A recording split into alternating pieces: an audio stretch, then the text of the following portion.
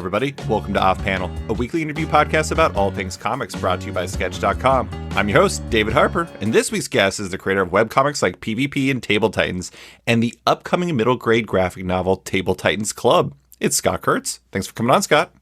Thanks for having me. So we're recording this rather early on a Friday. Yeah. What does the day have in store for you? Is it a creative day, or is it a manage everything that comes with being creative day? It is a play Diablo 4 day all day. I turned in the final art files for my book, book 1, and I turned in my outline for book 2. I'm waiting for my editor to get me back notes on my outline. And everyone I know, from family to colleagues, told me, why don't you take like a week and just do nothing and just decompress a bit? When does Table Titans Club come out again? It comes out in March of 2024. So it'll come out next year. I didn't understand that the year between when my final art, turn in the book due date was, and when the book comes out, that gap is all that time is used, and it's not a lot of time for them by the publisher to send out arcs, promote the book, get book clubs interested, do all this promotional stuff, which is actually kind of got me in trouble because I thought I had that extra time as a little buffer, and when I found out I didn't, I had to crunch the end of the book. So I'll manage my time better on book 2. Yeah, but it comes out in spring of next year. I remember when I first learned that basically the book market graphic novels operate on a completely different time frame as all other comics, in the sense that it's really about a year out where it starts like building that marketing web and starts like kind of moving that, or getting that momentum going and everything like that. And if you're used to the direct market, that seems insane. And if you're used to how business works, like normal business works, you're like, that makes a lot more sense. And it's actually kind of nice. I also like the fact that you're using a week to just play Diablo 4 and just take it easy. I had Faith Erin Hicks on here once, and I'm pretty sure she told me that when she finished her Nameless City trilogy, she just played Breath of the Wild for a week. So I think it's like a time-honored tradition to just play games afterwards. I agree. Probably the smart thing to do would be go out in the wilderness and camp or something and really decompress, but it's hard. It's hard to do it because I had by the end of book 1, I had this momentum going, and you don't want to lose it. You don't want to lose that momentum, especially when you're producing work that you like and you're producing it at a pace that you like, and you have 200 pages of a second book ahead of you. But you've got to take that time or you'll burn out. Yeah. So we're going to be diving deep into the world of webcomics and Table Titans Club today. But before we get into that, I want to talk about the beginning of your own comics journey. Whenever I have a first-time guest, I told you this before, but I like having a little background on kind of who this person is, what they've done, et cetera, et cetera. I'm curious as to, what were the comics that got you into comics? Were there any specific comics that you remember hooking you early on? Yeah, definitely. So my parents are European. My mother was born in America, but her parents were born in Italy, and they moved here to be artichoke farmers. My dad is a German immigrant. He and his parents came over when he was 13. So, growing up, I wasn't. I was more worldly probably than other kids, and I had grandparents that lived in Germany, and they would send me comics from Germany. So I grew up with Tintin and Asterix and that European aesthetic of drawing, which really, really, I became obsessed with it, and trying to replicate it. And then I also became obsessed with Garfield in the 80s, like every other kid in the 80s. And Garfield was the comic that taught me that there was a job called cartoonist, because that first Garfield book, Garfield at Large, starts with the very first Garfield strip, and in it, John Arbuckle says that he's a cartoonist. It's the first and only time he ever says I'm a cartoonist in all of Garfield. Right. Like for one strip, he was a cartoonist. But he says, I'm John, I'm a cartoonist. This is my cat Garfield. And I remember asking my mom, what's a cartoonist? And she's like, that's a person who makes the comics. And I'm like a job? And she's like, yeah. And I said, so like Papa goes to work and is an engineer, I could just go to work and be a cartoonist. And she's like, I guess so. And that was the fourth grade, and that was like, It's that's over. I'm done. That's what I'm gonna be. Yeah. That's amazing. It's funny. I actually, in my head, it kind of said it was probably either comic strips that were the biggest influence for you, or European comics, just from looking at PvP and looking at your variant comics and like kind of your aesthetic. Just because I don't think because PvP, for listeners that don't know, is, it's your long running webcomic. It is done in a strip style. It is 3, 4 panels, Hmm. etc. And I don't think you could nail the rhythms of a comic strip like you do unless you appreciate the arts of Garfield or things of that Oh sort, yeah. because Garfield, Peanuts, Bloom County. I devoured all of it. it's all about rhythms. Yeah. That and sitcoms are all in the DNA of PvP. I devour sitcoms, and I deconstruct them in my head. A story, B story, joke construction. I love that stuff. I get really obsessed with it. And comic strips. I used to walk into, because when I was growing up, I'm 52.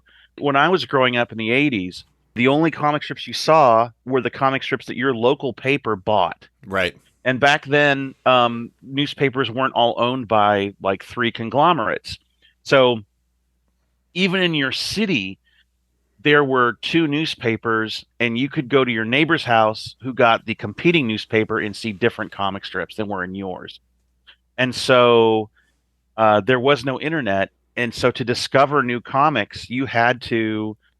I remember when we traveled, and we did frequently, for vacations. Whenever we entered a new city, I'd want the newspaper immediately because there'd be new comics, and I'd write down the titles, and then I'd go into a Walden Books and try to find the book collections when I could. Hmm. Yeah, anything to get exposed to new comics, and new comic strips, because I wanted to see how other people were doing it. The funny thing about what you just said with the go to another city and see the comics that they have in their newspaper. When I was a kid, I live in Anchorage, Alaska. I was born and raised here. And we had two newspapers, and one was the Anchorage Daily News, the one that still lasts, the one that's Right? still here, and then the other one is the Anchorage Times, and that is no longer with us.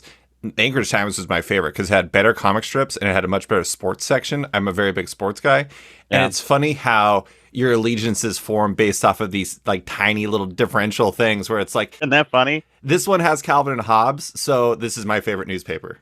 Yeah, and they would fight. They would fight and compete to get them, which made the market for the comics healthy. I mean, the syndicates that sold those features to newspapers used to have people, men and probably mostly men, but men and women, but like a man in a fedora with a briefcase full of comic strips that would travel all over the country, going to newspaper offices, and every newspaper had a specific editor for just the comics page. Hmm.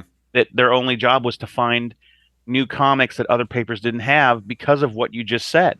You know, if and there were even times when people would purchase the rights to have that comic for the city and not run it. They didn't have the space because they didn't want the other paper to have it. Younger listeners are probably like, "This is the fakest sounding thing I've ever heard in my entire Yeah, life." yeah, everyone's like, "That's not real. What are you talking about?" But that's how it went, man. So you jumped straight into comics while you were in college at the University of North Texas. I think it was How do you Captain. know that?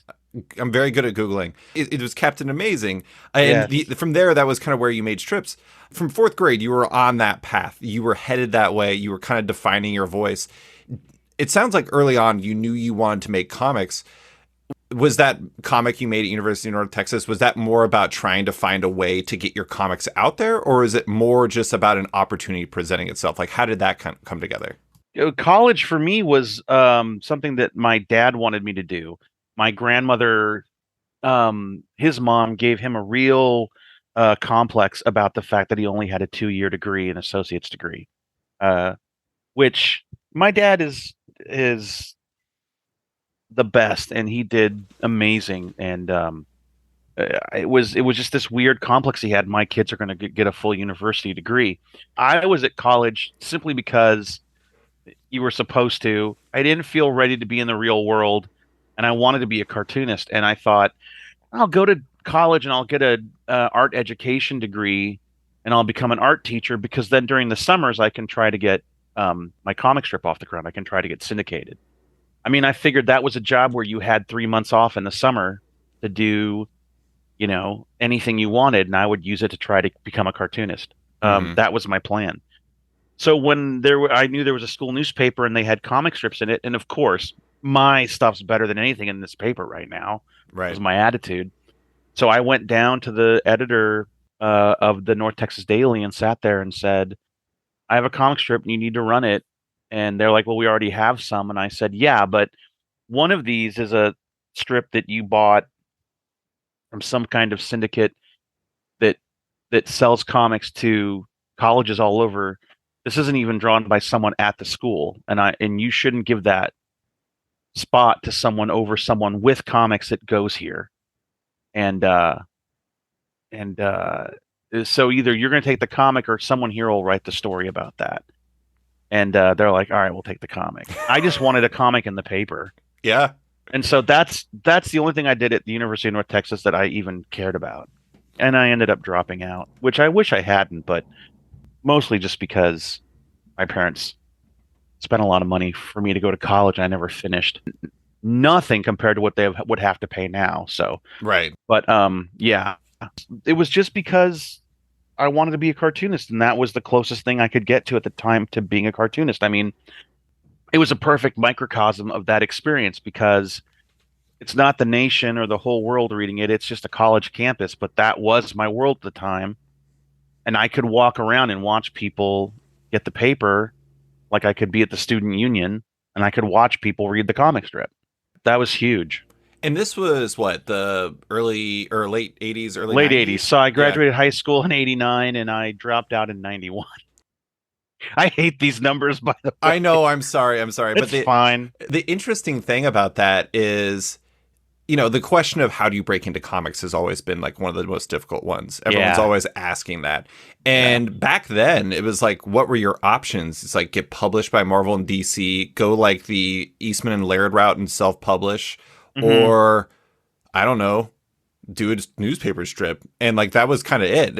In a lot of ways, I bet that kind of seemed like the only access point available to you, especially as a fan of comic strips. Yeah, it was. I mean, getting syndicated was kind of the holy grail. There were people that really enjoyed being gag cartoonists, and they would. There was that whole career path of selling like one panel gags to magazines, and you could. It was a hustle and a grind, but that was also kind of appealing to me. I thought that was a real classy way to go. I didn't feel like I had the talent to do that. It was a different mindset and humor setup than what I like to do. I like to do more character driven stuff. But yeah, you sell comics to a magazine and you freelance it. You get a contract with a syndicate or a publisher like Marvel or DC, but it was always through a gatekeeper. Right. It was always through. But the flip side of that was that gatekeeper immediately legitimized you Right. because not everybody got to do that, right? And depending on what time period you're getting it done, you could, once you got through that gatekeeper and accepted, you could make a living from that. Mm-hmm. I think the downside of the gatekeeper and the how do you break in is part of the reason why webcomics kind of took off as they did in like the late 90s. At least as far as I can tell, PvP was your first foray into webcomics way back in 1998. And, webcomics had been around to varying degrees for a decade or so at that point. They weren't quite as notable, but they were there. But this is the period where things really started coming together for the first time. From your perspective, when you were first going to do that, what was the environment back then for webcomics? Was it like a Wild West type situation, or was it more formalized feeling than that? Well, there was nothing formalized or planned about it at all. I didn't set out to make a webcomic the way that we think about them now. I had discovered a web ring, which was a big thing at the early days of the internet. Everyone, someone would have an individual website, and a part of their website was a links page, or there'd be a graphic at the bottom corner that said that they belong to X, Y, or Z web ring. I'm time traveling right now. I love it. Think about it as like a prehistoric version of a hashtag, right? Yeah. So it was so this hashtag was for a group of people that all liked each other's work, and they would link to each other. And it was all just linking back to each other. So you jump from site to site between 20 or 30 sites in this web ring. And I found a collective called Cartoonists at Large, and it was just a group of cartoonists that all had various online presences for their cartoons. It was magazine cartoonists. It was a couple people that had learned they could use the web as an online catalog for magazines and publishers to come in, browse through all the comics they had, and say, I want to buy this for my magazine or whatever. They were building businesses like that.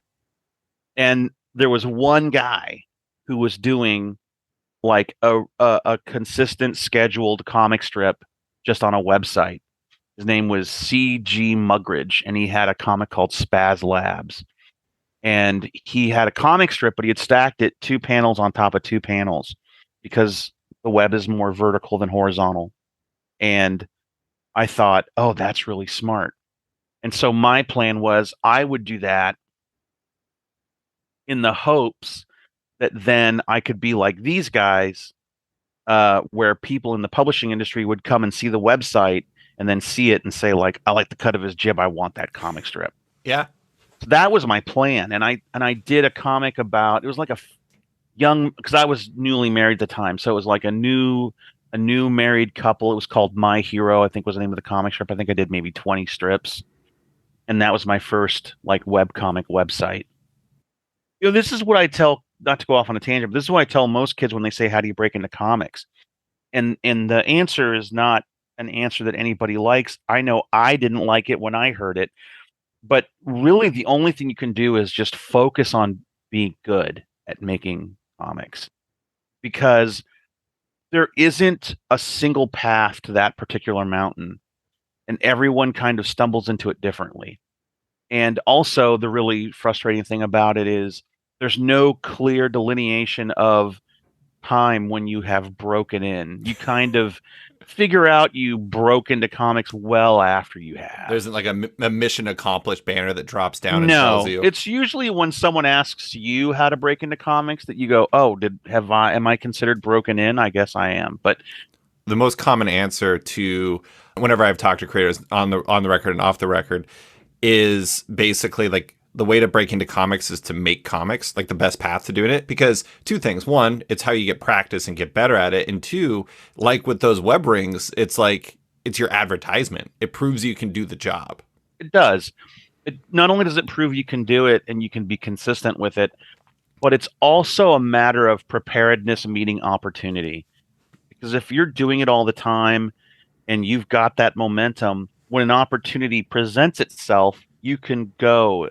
Not just that you've got the muscle memory and the confidence in your work to do it, which is the biggest thing, but you that's what generates those opportunities. Is someone sees your work and they think, oh, they'd be good for this, and that's how it happened for me throughout my entire career. Is that I just kept making comics and presenting myself as someone who was a professional. I hate saying fake it till you make it, because I wasn't faking it. I was doing my best. I was really doing my best. And being a cartoonist is not the same as making a living as a cartoonist. And you can apply that to anything that you want to work on. And I wish I had learned this lesson when I was younger, and it's taken me until 52 to learn it. But really, the only goal, the only crossing the finish line, spiking the football there is in any of this is loving the work. That's it. That's the success. When you get to look back and say, God, I had a ball doing that, and look at how I got better, and look at this one part. I'm really proud of this one part of this. And, to hold something you made and go, I made this, that is the success. Everything else is none of that lasts. The money doesn't last. The awards don't last. It's just the work. So really you've just got to do it because you love doing it. And frankly, the best part about that is no one can take that away from you. Right. because it's not contingent on an award or a paycheck. It's just, I mean, if it's your time and your time is scarce Hmm. and it's finite. So if you're going to do the work, if you're going to put time into this anyway, why put it in for someone else? Why not put it in for yourself and just love doing it? Because really that in the end, that's all that remains. That's all that really lasts. And now, a quick word from one of our sponsors. Summer is coming fast and furious, and so are the campaigns on Zoop, the crowdfunding platform. June launches include Stardust the Super Wizard Anthology, which features an all-star team of artists and writers like Mike Allred, Francesco Francavilla, and Cecil Castellucci, a La Borncana Volume 1 hardcover from Edgardo Miranda Rodriguez, and more. Also, there's still time to support Jason Copeland's indie hit Full Tilt, as well as Jorge Molina's gorgeous art book Zerdo, among many other campaigns that are currently live. It takes less than 30 seconds to sign up, and the e-commerce style checkout is easy and intuitive. Add multiple rewards and add-ons into your cart, provide some info during the checkout, and you're done. No confusing additional steps in finalizing your pledge, and no post-campaign surveys. For creators looking to crowdfund their project, Zoop is currently open for submissions. Email them at hello@wearezoop.com to start a campaign. And now, back to the show. I do think it's interesting to think about that through the context or through like kind of what you ended up going through with PvP, because at the time, you know, with that period in 1998 that we were talking about with webcomics, it was very much like not formalized. There was like the web rings, and it was just, Yeah. there was like people would discover it. But quickly from there, like a lot of comics really picked up off of, you know, the online experience, and it became kind of a golden age for the webcomics forum, both in terms of interest and in terms of like monetization. I mean, just reading PvP's Wikipedia page, it says it was putting up 100,000 unique visitors a day back in 2005, which is pretty remarkable for an independent comic. I bet in the moment, it sort of felt like you and the others who were doing that kind of unlocked the secret to comics and like a new path for forever. It's been democratized. It's been unlocked forever, right? Yeah, it really did. We got really lucky though, because our interest in doing this coincided perfectly with the dot-com boom. So there was a lot of interest in online content. There were a lot of people out there that wanted online content and wanted to help you monetize online content. If you can monetize making the work and you don't have to have a day job, you could do it more often. And if you can do it more often, you can get better at it and be available for more opportunities, and that you get more opportunities to make money and keep making a living off of it. And I think that was a wave we were able to ride that traditional cartoonists didn't get to and they missed. And I think also we got lucky in the fact that when traditional print cartoonists kind of started offering up a little bit of a backlash to us, we were able to Howard Stern that a bit and have that conflict create a little bit of a Like a megaphone.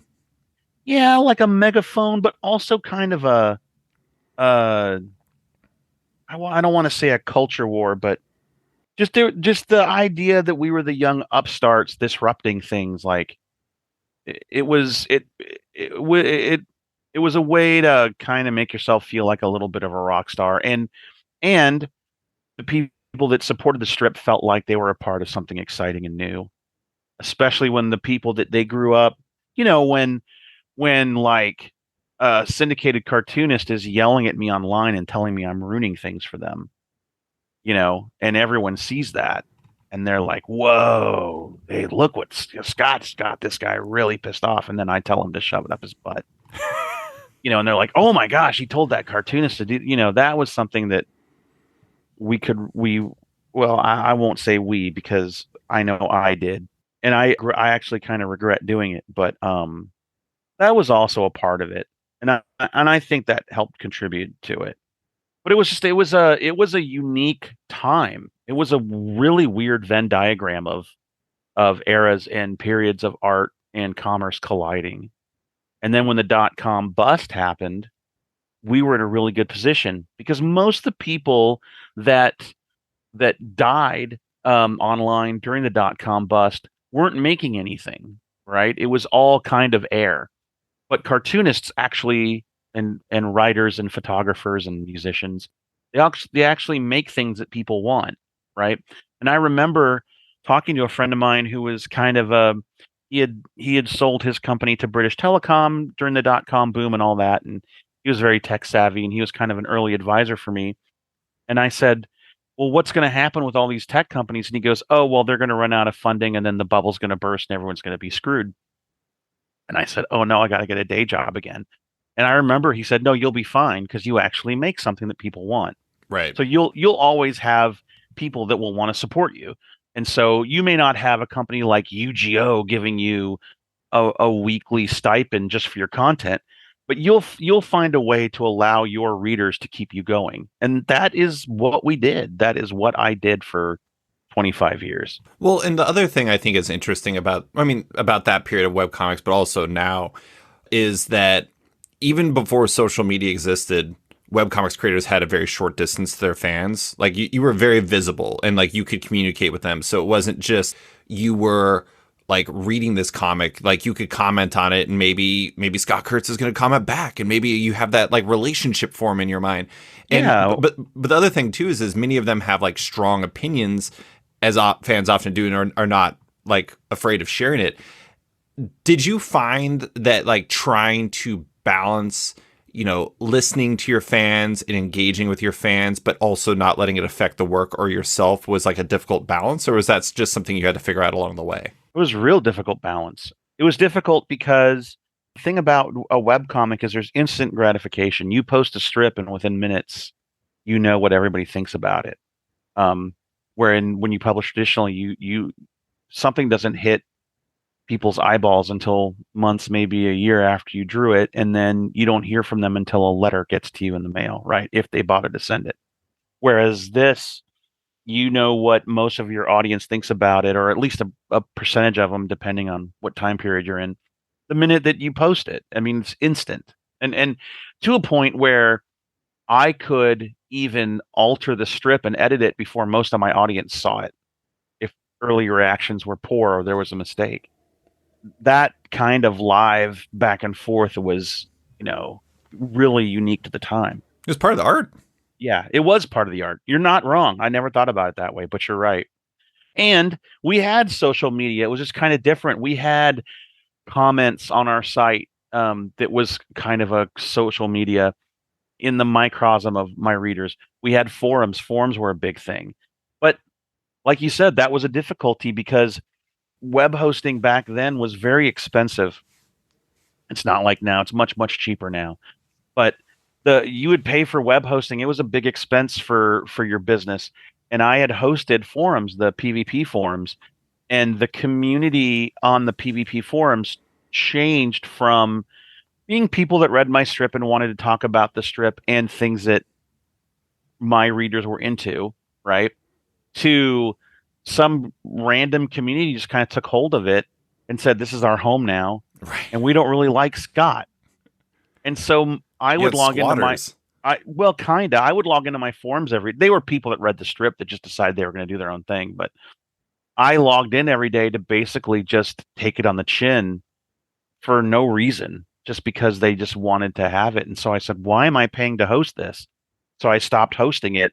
And to this day, there are people who are mad at me and have a grudge against me because I killed their online home. They rebuilt it. They called it, I think, Forumopolis. And yeah, they're still in there mad at me. I mean, those forums that you were a part of during that part of the internet. Yeah. It's funny how I say that part of the internet. You know what I'm saying? It Yeah. is an era for that. Like I was part of a pop punk forum called Absolute Punk. And I talked about comics on there. It had nothing to do with pop punk for me at that point. And the interesting thing is like there was all kinds of creators in that period who had like had their own forms. Like I remember Brian K. Vaughan had his one, and like Miller World and et cetera, et cetera. And like those were really big deals for They the were. fans who, like, I know this one guy who him and his crew were big parts on Brian Michael Bendis's Yeah, forums. aren't the Bendis boards still around? I don't know. Maybe he brought it to Substack. I think that was kind of the idea, was he was Is going to that what bring he it did? there. Okay. Yeah. And the interesting thing is like I know that whenever they see Bendis at a convention, they still get a picture with him of all of them together, and it becomes like part of your identity in a lot of ways. Very, very, very much so. Yeah, and it's really interesting. I also think it's interesting through the prism of the fact that PvP is and was about video games. It was about the video game industry. It was connected to the video game industry, and Yeah. when you created it, video games were way different than they are now. Like Yeah. it was a big industry, but it wasn't a big industry like it is now. PvP kind of grew at the same time as that industry was growing, and famously, video game fans can be all over the place in terms of the heat that they Toxic. bring. That's another way to put it. Yeah. I imagine that was probably another interesting wrinkle to it, or difficult wrinkle to it, is like it wasn't just comic fans, but it was comic fans who were also highly identified as video game fans, which is a very intense blend of fandom. I agree. I did not have it as bad as Penny Arcade because Sure. I think they being I'm not as much of a gamer as the Penny Arcade guys. And so they really I think they really caught the brunt of that. Their forums were caught most of that. My readers were into video games, but they were if we did at one point we did a survey of my readers and they skewed more older and the way that the person that tallied the data for us, they said geek family. And so it was less straight video games. It skewed very female, older, and RPG, tabletop gaming type stuff. Um, towards that was probably halfway through PvP's current run. But yeah, I definitely caught some of the video game dude bros, and that was never fun. But I've always been really lucky in that, even as bad as it has gotten from time to time with people online reacting to what I do, I've always had mostly really respectful and kind readership. And I also feel that it fluctuated with what I put out. Right. So, Table Titans. well, not only that, but even in PvP and what I personally, as a creator, put out, I really do believe you bring in the audience that you court. And so when I was being divisive and combative, that's what I would draw in.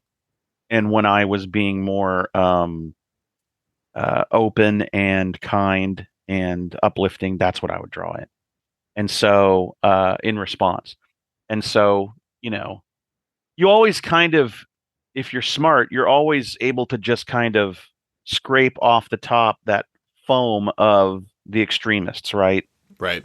The people that just love your work no matter what you do, and the people that hate your work no matter what you do. You know to discard that. But the heart of it was always good. It is interesting. One of the things we're going to get to is crowdfunding and how you use that. My site is called Sketched, and it is a subscription comic site. And part of the reason why I did it as it was is, first off, funding things online is terrible, as we'll get to in 2023. And two, it also helps maintain a little bit more of a I don't want to say a positive audience, but very rarely are you going to pay for something to hate read. You're going to lose a lot of those people, and I think that makes a difference. But I do want to get into the here and now. That was a very abbreviated path of getting there. But back then, webcomics, A+, really cooking. As the time passed, you co-wrote How to Make Webcomics in 2008. It's something you still sell in your online store. It was designed to help cartoonists make a living off their work without, and I quote, having to sell your soul. That was 15 years ago. Yeah. It's a completely different world now. None of it applies anymore. That book now, if you were to purchase it, is a peak in the past. I don't know how much of it applies anymore. When it comes to the business part of it. So I guess from your perspective, what changed and what fueled that change? I have guesses, but I want to turn to the expert for this. Oh, I don't know if I'm an expert. Here's what I think happened.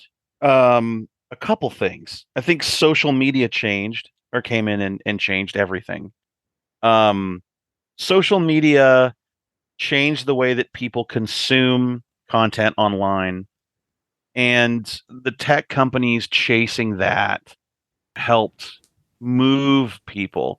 I also from individual, like for example, when you an online experience would used to be you'd get to work, you'd log in, you spend the first 15 minutes of your day kind of hitting up all the websites that you liked, or you'd check your RSS feed and see all the content that was scraped from the websites that you liked. I just want to say I Um, still do that. well, yeah, I love doing it too, but it's not. It's Dinosaurs? we're oddities in that. I think the smartphone and the tablet changed was huge in changing it, and we saw it coming. We were talking about it a decade ago because for us in America, a computing experience was sitting down in front of your desktop, but in other parts of the world, in other countries, a computing experience was a phone. And when the smartphones hit, when the really nice touchscreen iPhone-y type smartphones really started taking hold, most of the world that was their computer, and that was their portal to the net. So that's how content is consumed now. And so when the new generations of kids cycled through, and the older generation of content readers start to fall off, you're not picking up new readers because you're not presenting on the platforms they frequent, which is social media sites, apps like Webtoons and Tapas. They don't understand that there's a website you could go to. No kid's going to open their browser and thumb in your URL to read one webcomic. It's like the streaming experience, right? Yeah, right. Exactly. Yeah, instead of having to go to Blockbuster and like pick one thing, you just go on a streaming service and have a billion things you don't really want to watch. Right. And that became the norm, and I think it's what's interesting to me is how quickly it became that the majority of people don't understand there was a different way to do it. It Hmm. didn't happen like it I think it happened much quicker this most recent cycle than for me, for my generation.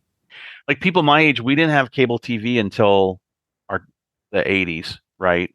When we were growing up, there were three channels, and it came over a signal over the airwaves. We didn't have cable or anything, and we didn't have the internet until what the really until late 80s, early 90s. So that transition was a lot slower than what's happening now with social media. It's fascinating, and I keep up with it, and I love it myself. My wife and I will go to bed and lay in bed and watch TikTok on our phones individually and send each other TikToks while we're laying in bed for 20 minutes before we go to sleep. But Hmm. I don't know how to turn that into a content platform for any way to make a living from comics. I certainly don't. I think that's a big part of it. As far as the business side of it, well, bad business practices with advertising, really, really bad business practices with online advertising, plus Apple deciding you get to decide whether you see an ad or not, and making that fight between Apple and Facebook, where Apple said these guys are doing really bad things with ads and your content in your privacy, and you can choose not to have it. Most people just turn it off. It's just baked into. I mean, imagine uh, if in the 90s when we were starting, if every computer just automatically blocked all the ads that were on your website, no one even Right. had to think about it. So you can't make any money from advertising anymore. COVID took away most of the conventions for a good period of time. So you couldn't make money going to comic book conventions. So that revenue stream's dead, or is kind of rebuilding again, maybe opening up again. Um, I think it's morphing a bit. Comic conventions change too, right? So there's maybe one show that's about comics. If you go look at a guest list of at a Comic Con, it's all celebrities, it's all Are actors. you talking about Heroes? Heroes is the last one. Yeah. Yeah, In Heroes America. is it. Yeah, in America. Yeah. Right. I should say this is all America. But yeah, everything just kind of changed really fast. It felt like overnight to me, but it changed super, super fast.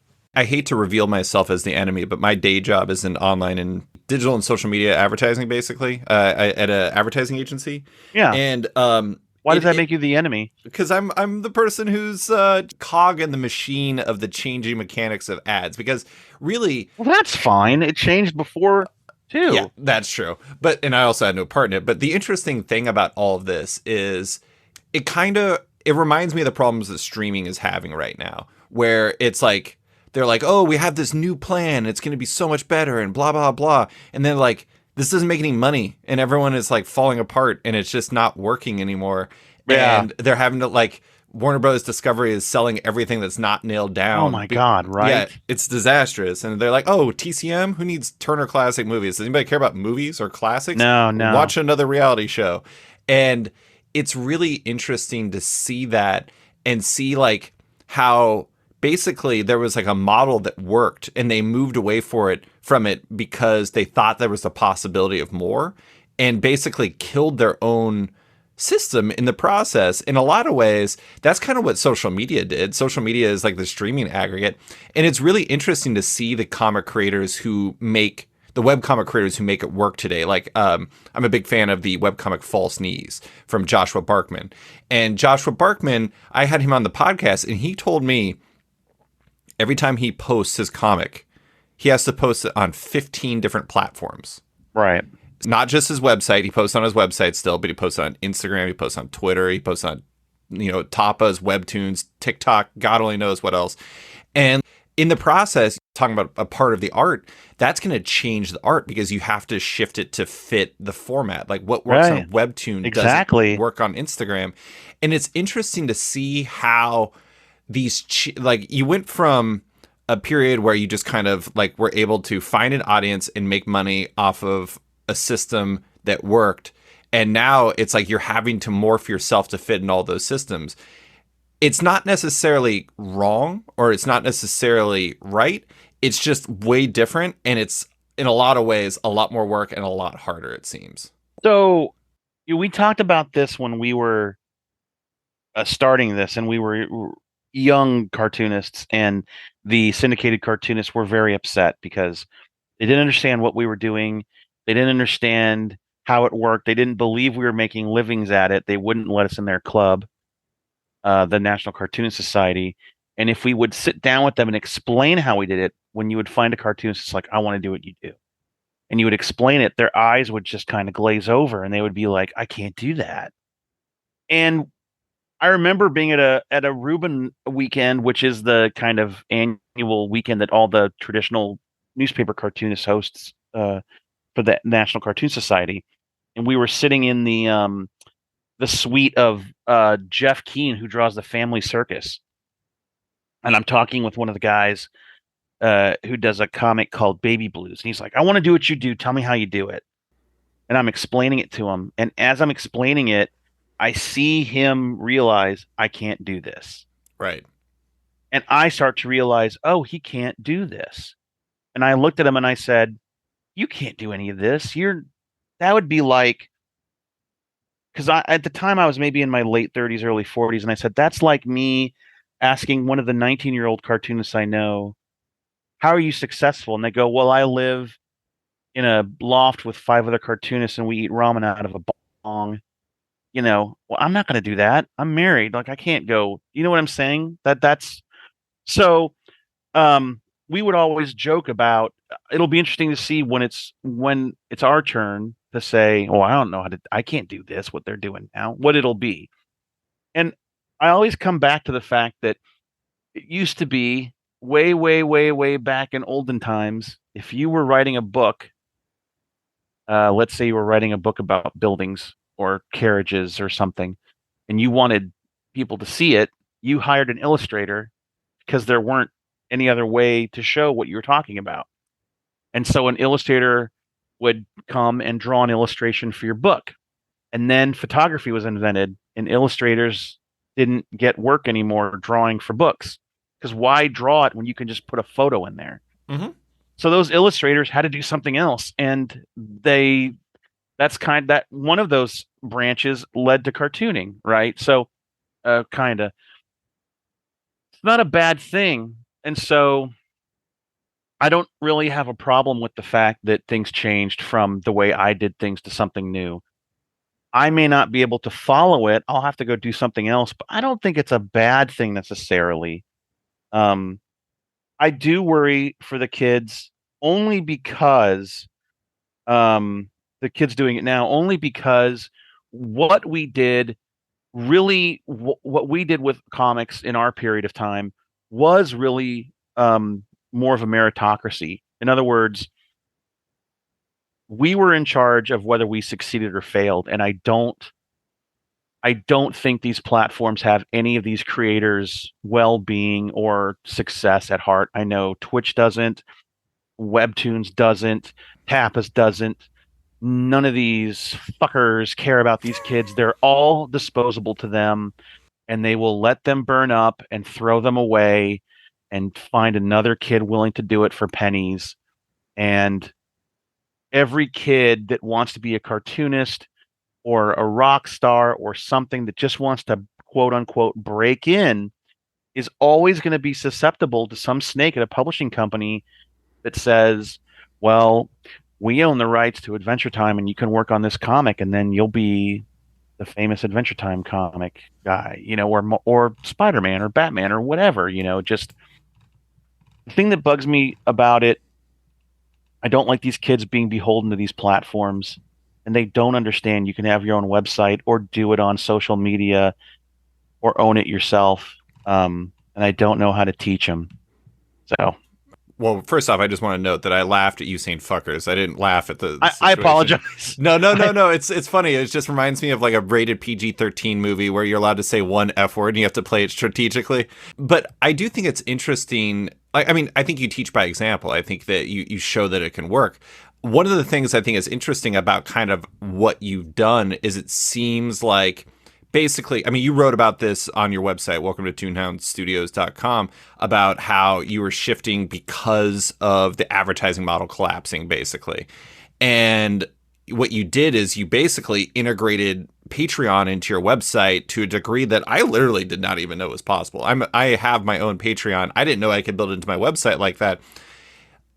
I'm curious as to whether or not you think that new model where you've leaned into crowdfunding, where you've leaned into Kickstarter for promoting Table Titan or for selling volumes of Table Titans and doing like campaigns related, was it Fallen Veil for Fallen Veil, we did a PvP hardcover. We did 2 graphic novels for Table Titans. Yeah. Yeah. It's crowdfunding is wonderful. I think crowdfunding is very viable and really great. The problem with crowdfunding is not if you put up a campaign and it doesn't fund. The problem is if you put up a campaign and it does well, because you now have to fulfill it. Yeah. I mean, that's where the work comes in, right? Well, yeah, not only the work, but there's math involved. There's things that you need to take into consideration because when you're putting together something like a graphic novel or anything that's going to take anywhere from 6 months to a year to produce, the prices that you're quoted when you put up the campaign are always going to be different. And God help you if there's a pandemic that completely changes everything about paper shortages, supply chain issues, paper costs, shipping costs, all of that stuff. I mean, you really need to do a lot of research when it comes to crowdfunding. You can overpromise when it comes to your tiers and try to get people to back because they're going to get all this extra stuff like a T-shirt and a toy, and then you have to deal with shipping and producing all that stuff. So it's a bucket of syrup. It's a real bucket of syrup. It's a bag of worms you can open up. I am currently in a really bad position because I have 2 outstanding Kickstarters that are over 5 years old that I have no hopes of fulfilling right now. I need time that I don't have and help that I don't have to fulfill these 2 outstanding Kickstarters. The Fallen Veil, which is a gaming supplement, it's like a couple of modules and some cardboard tokens for playing D&D, which is the easier of the 2 campaigns to fulfill. The other one is 20 years of PvP and hardcover books. And that involves editing 3,000 comic strips, deciding which strips just don't need to be included because they were written at a time when um, I wasn't as sophisticated a writer or a person as I am now. And I don't like those strips. I don't like, they're misogynistic, they're sexist, they're homophobic. I don't like them. I don't like that I wrote them. And I don't want someone to open them and see them and think, oh, this guy doesn't like that I exist. I didn't understand back then. So there's a lot of editing going into it. But what happened to me was we had grown my company from just me being one cartoonist to me being a cartoonist with a business manager. My wife worked for the company. We had about 5 contract artists. We were doing 5 to 8 conventions a year. We were doing 1 to 2 crowdfunding projects a year. I think we were grossing anywhere between $250,000 to $300,000 a year paying for all these stuff.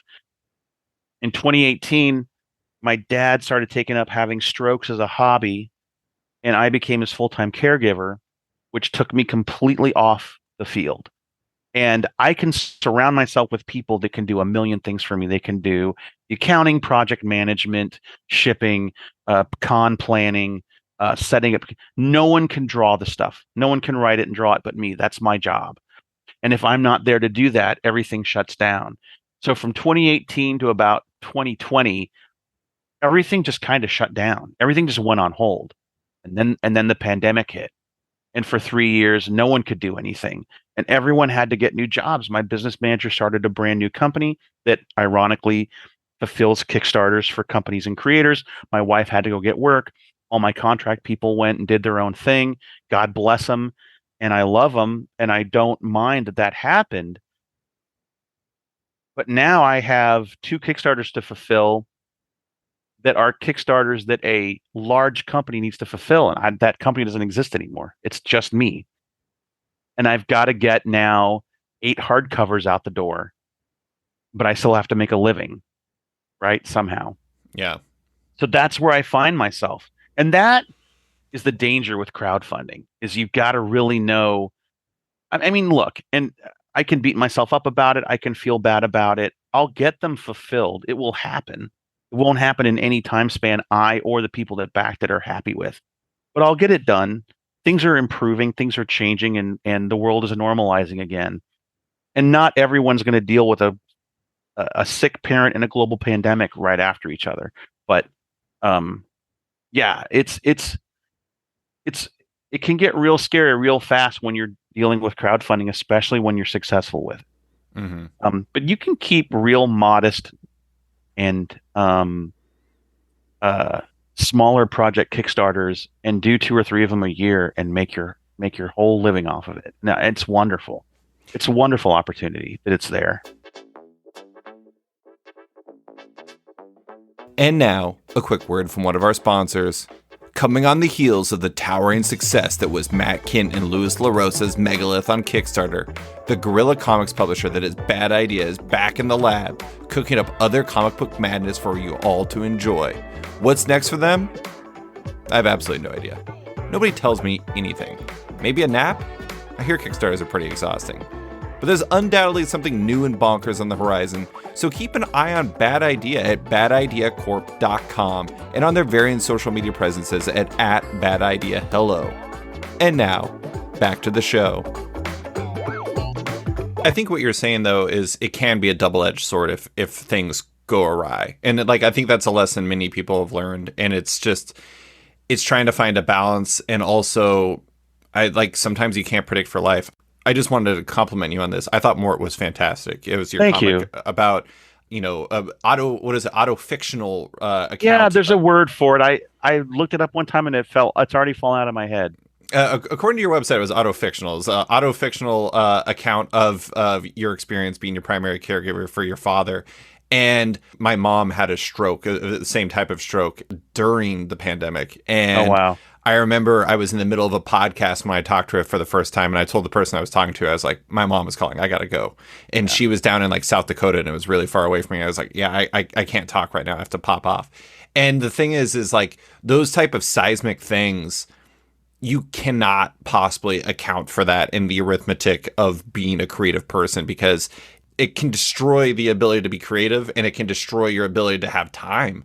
And like it's you I think you cover that well in Mort. I think you managed to write a line between amusing and touching that is very tough to walk. Thank you.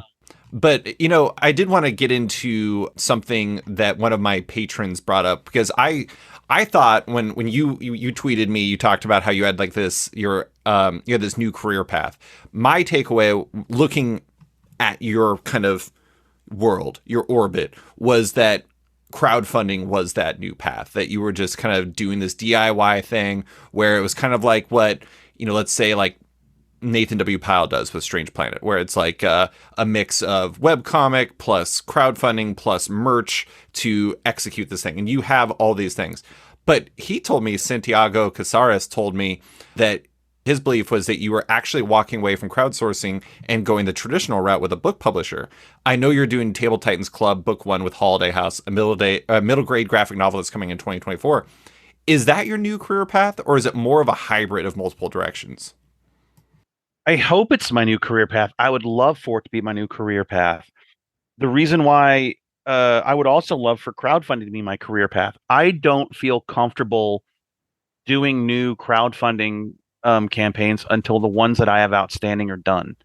But the Patreon too. I mean, Patreon I think is like Yeah, the Patreon. So Patreon's difficult because conversion for Patreon is really, really difficult. Getting people to sign up and stick with you, you're making a job for yourself, right? You're if for that to work, you really need to dedicate all your time to producing content that's exclusive to that Patreon.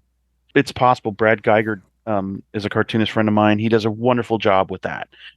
My Patreon right now exists as a way for readers who have read me for 20 years to support me, even though I'm really not posting a lot to it. And God bless them. The problem I have, and it's not a matter of whether or not fans would back any campaigns I put up, they would, or that Kickstarter would have a problem with it, they wouldn't. It's just that I personally don't feel right launching any new Kickstarter campaigns ethically, morally, or whatever. I just don't feel right doing it. And also, in addition, it's a lot of work launching these, and I don't have the bandwidth to do new campaigns and finish the old ones at the same time. especially now that you're just one person, you're not a Now that I'm company. just one person. Yeah, now maybe if I launched a campaign and I built into it money to pay for people to come help me, this would solve all my problems, and I'm making a bad choice. But what led me down, I am my new career path hopefully will be kidlit, doing these books and kind of getting off the grind of the daily comic strip and daily content updates online and doing something more traditional and slower in pace. But that is going to take time to establish. The way that it works with any kind of publishing company is you get an agent.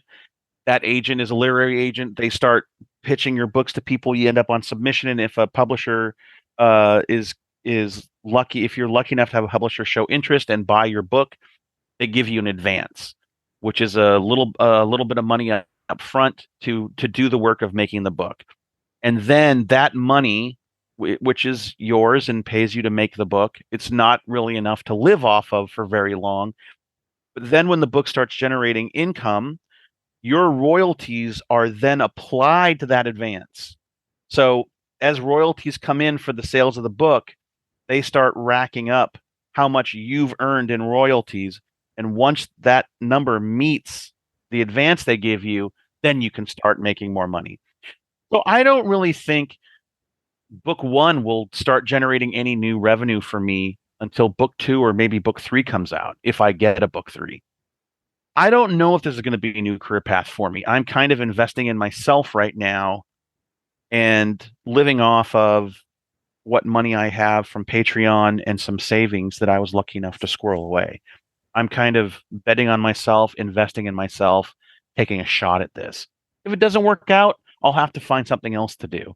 But yeah, this is my attempt at a new career path. I tell you what, it's the hardest thing I've ever had to do in comics is getting this middle grade graphic novel out the door. But I love it so much. It was so much fun to do. I was gonna say, I bet it's exciting after working in one format for so long, especially because, like, having read some old interviews you had done about PvP, it seemed like you were really excited about bringing PvP to print when you were at Image, and I think it was Dorkstorm Press. Dorkstorm Press when I self-published, Image when I went to a regular publisher. Yeah. Yeah, like going the print route after focusing online for so long, especially in like a burgeoning market. Well, I mean, burgeoning market, it's a gigantic market like the middle grade one. That is both a very promising thing, but also something I bet is creatively fertile in a lot of ways. I think so. Also, I have a niece who's 10 years old, and I really Kids love D&D. they love D&D. And I love they love comics and they love reading. And I want her all I care about is that she likes the book, and I don't think it's not her cup of tea, this one particular book. Maybe another book down the road will be more her cup of tea, but um sh she loves everything I do regardless, so she's very supportive. But God, I want her to love the book so much. But the idea, what started this was I was pitching Table Titans, the books that I've already completed, to publishers because I thought, we've done this self-published and crowdfunding. I really want this book to get to more kids. I should approach publishers with it. I have 4 graphic novels done. And every single one of them said, we love this. We just wish it was for middle grade students. And I said, I think middle grade kids would love this. And one editor goes, Scott, your first book opens with your characters walking into a bar and ordering beers. And I'm like, Kids love beer. You make a fair point. And she's like, no, middle grade books are about kids in middle grade dealing with middle grade stuff. Young adult is more magical kids in danger dealing with the outside world.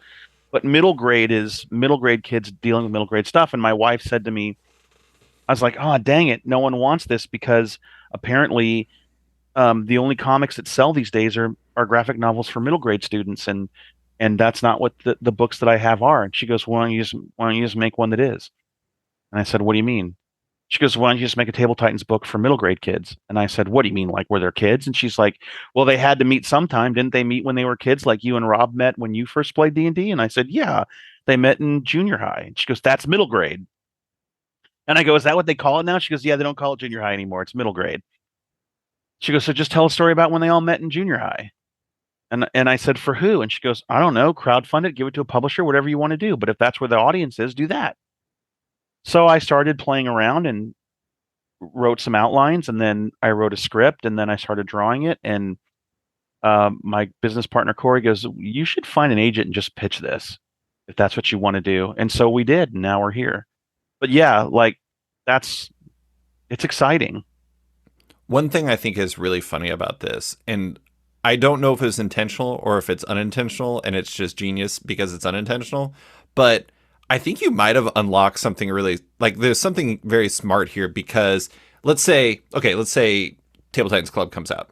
Right. And you have, it becomes a hit. Let's say you do 3 books, all of them are very popular. Fingers crossed. Yes, Fingers that's crossed. the goal. This hypothetical scenario, you know what becomes very, very marketable and very, very sellable then?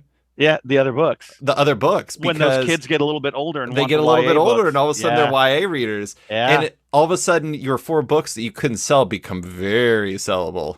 The only thing that sucks about that, David, is that books for middle grade kids and YA kids need to be at least 200 pages because the publishers want to charge $20 for it, and no parent wants to pay $20 for a book the kid is finished before the drive home is done.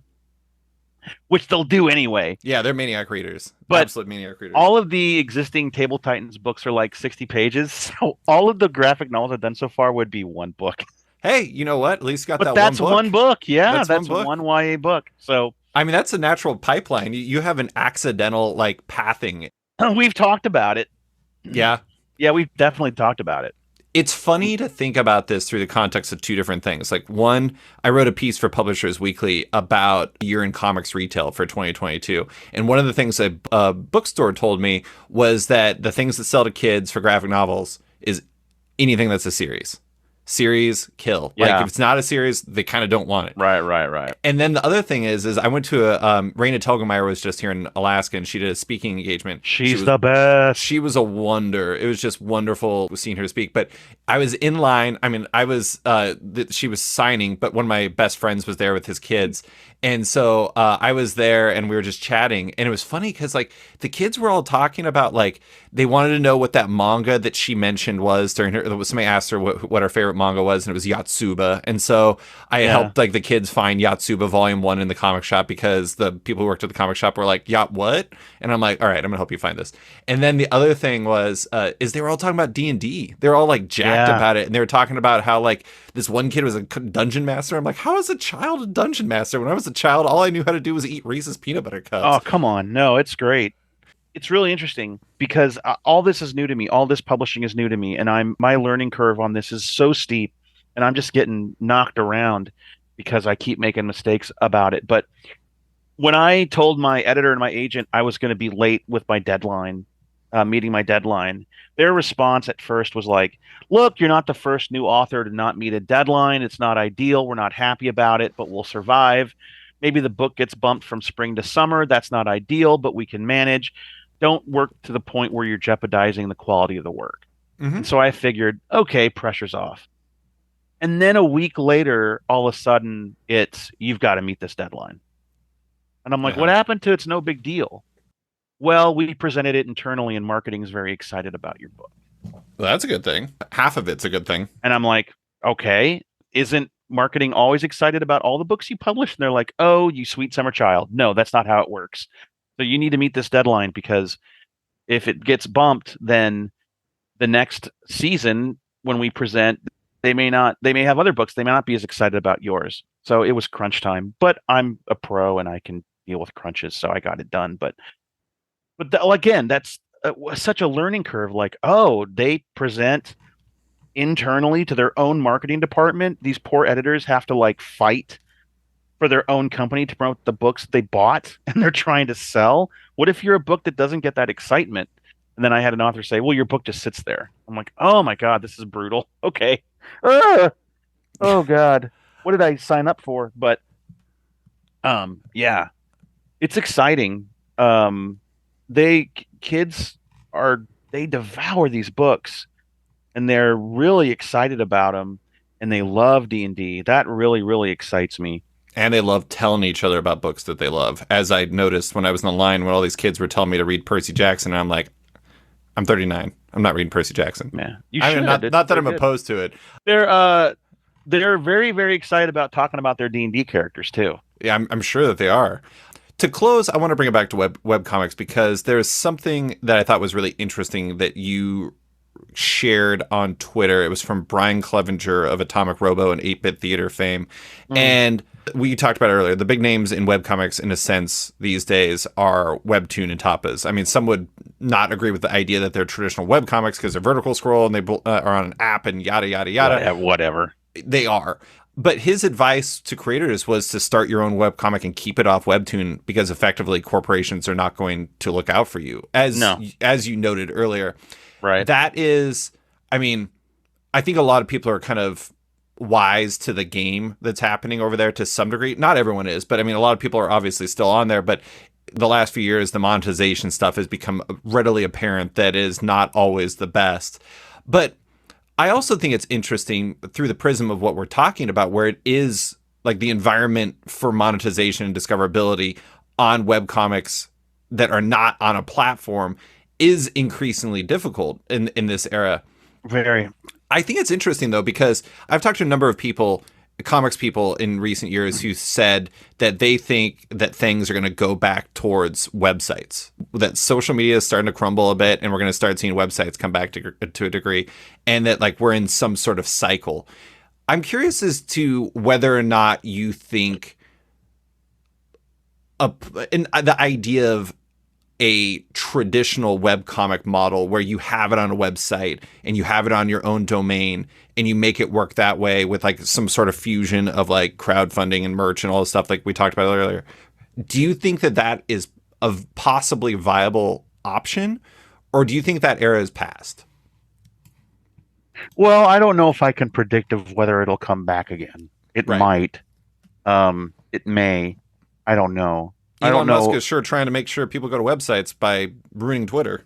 Yeah, no kidding. It's possible. I think that the format of it might change because I do think a lot of people, uh, their main computing device is a tablet or a phone, which is essentially these days a tablet, a mini tablet. Right. Um, so I think the way that the format is different, but I don't think it'll be like our websites from the 90s and the 2000s. It'll look more like webtoons, or it might even look like an app. Um, I mean, you've seen like one of my favorite creators is Emily Carroll. I think Emily Carroll's amazing, and like yeah, she did some really amazing stuff on her website with her comics, where it was kind of a vertical scroll sure. hybrid that worked with like using page turns by clicking a button. And I don't know if that's a viable model, but there are creative things you can do if you think outside the box and you work with the Yeah. formats that are And in place. some kid will, and some young artist will, and they'll pave the way for the rest of us. And God bless them. And I hope it happens soon. But I think that Clevenger is right in the sense that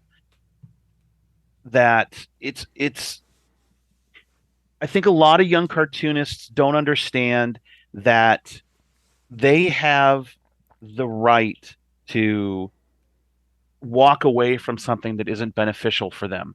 I have a friend who does kid lit, like I'm doing. He's the guy that introduced me to my agent. He's kind of been my guide through this thing. And he does a book called Ham Helsing, which is about a pig that fights vampires. Incredible. Really great. And the first thing he told me was when he got his offer, he took the advance and divided it by um, the amount of time he could live on that advance, and that's how much time he had to do the book. And if he didn't feel he could do the book in that amount of time, he'd have to turn down the offer because he can't survive on that money for longer than that. And the idea that he would walk away from a book deal was like, I know that I would have accepted it regardless because I want to be a book publisher. I want to get into kidlit. Whereas he valued his time and said, no, I can't do that if it doesn't make sense for me financially.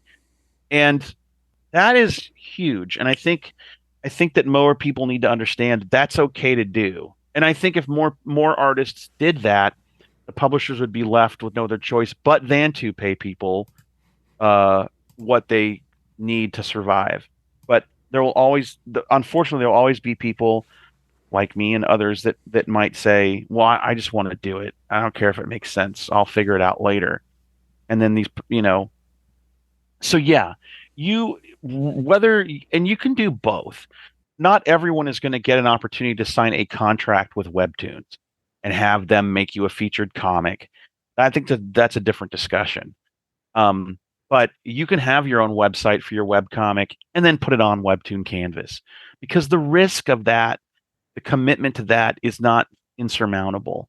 You can make these agreements with these platforms. You just need to have an exit strategy and you need to have your point of no return where they get to do up to this and then it's not worth your time or your investment and you get to leave or back out.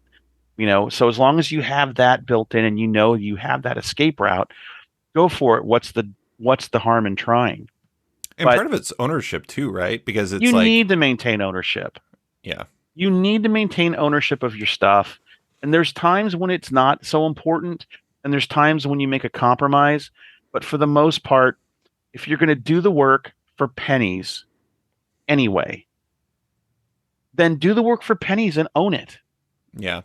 I mean, like, I see all these people complaining, like, oh, Boom Studios doesn't pay anything. Yeah, and they've never paid anything. They're terrible. Their rates are crappy. They pay late.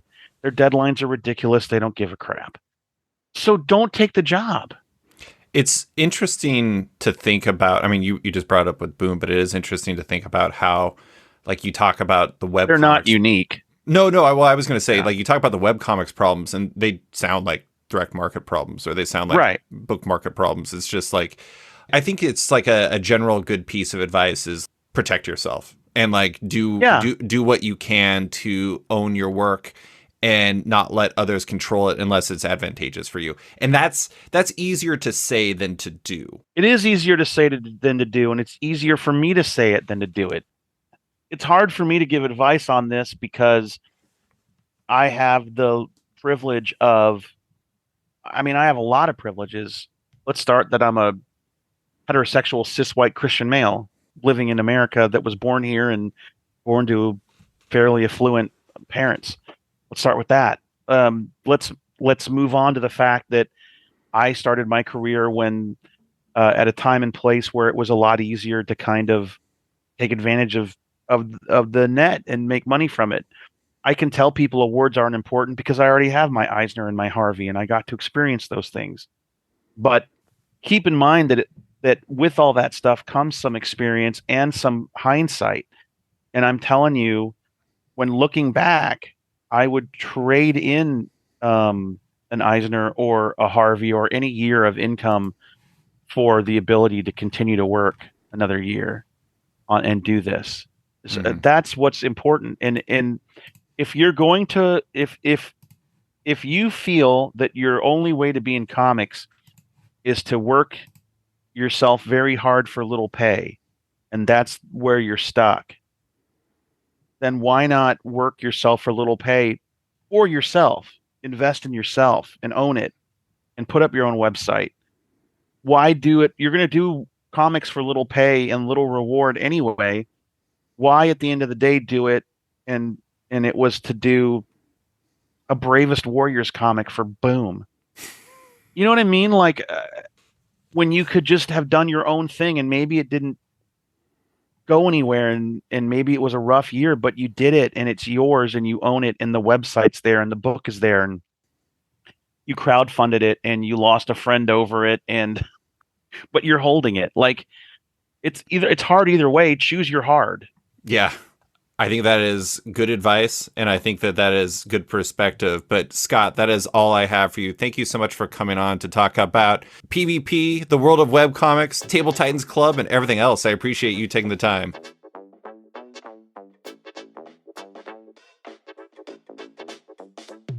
Thanks for listening to this week's episode of Off Panel with cartoonist Scott Kurtz. You can find Kurtz on his website and social media and his work in PvP, Table Titans, and the upcoming Table Titans Club. Love Off Panel, want to support it? Subscribe to the podcast on Apple Podcasts today and give the show a rating or review while you're at it, but 5 stars only. You can also support the show by backing on Patreon. Find the show at patreon.com/offpanel. And when you back it on there, you get early access to each week's podcast, as well as weekly content and more. Want even more? Subscribe to my subscription comic site, Sketched, at sketch.com for long-form articles, interviews, and the rest of the site's content.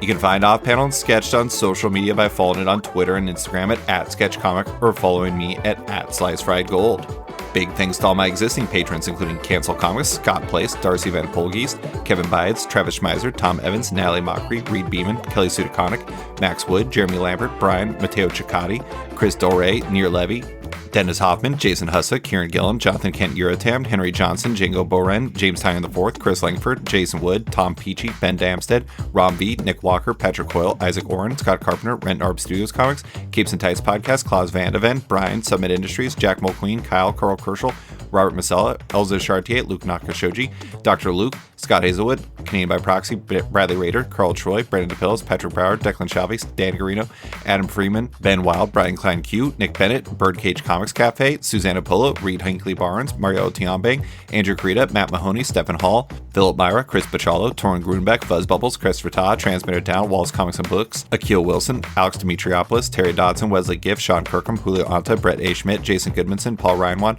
Vita Ayala, Akil, Philip Seavey, Al Ewing, Ryan Alcock, David Kelly, Nick Polito, Matthew Groom, Jason Massey, Adam Bogert, Matthew Taylor, Nick Patera, Jacob Sorelli, Ford Gilmore, David Baraldi, Nick Hall, Bjorn Basin, John Hendricks, Steve Anderson, Ian Maxfield, Cliff Chang, Carl McMahon, Scott McGovern, Nathan Fairbairn, Adam Highfield, Fiona Staples, Mark Abbott, Michael Shirley, Tom Barnett, Jim Demonakos, Norbert, Nick Lowe, James Kaplan, and Mission Comics and Art in San Francisco. You guys are all the best. A quick thanks to Wolfpack for letting me use their song Outro as the show's opening theme, and to Upright T-Rex Music, who wrote and performed Off Panel's outro and ad music just for the show. Check out their music on Spotify because it's completely delightful. Thanks for listening, and tune in next week for another episode.